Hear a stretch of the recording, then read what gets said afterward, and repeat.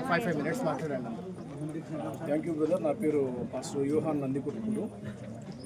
ఈ గణపూర్ మండలం ఈ సల్కలాపూర్లో జరిగినటువంటి సంఘటన ఆదివారం ఏదైతే ఉందో దీని విషయంలో ఈ గ్రామంలో ఉన్నటువంటి పాస్టర్ అలాగే మరి విశ్వాసులపై దాడి జరిగింది కనుక వారిని మేము పరామర్శించాలన్నటువంటి ఒకే ఉద్దేశంతో మాత్రమే ఈ గ్రామానికి మేము రావడము జరిగింది.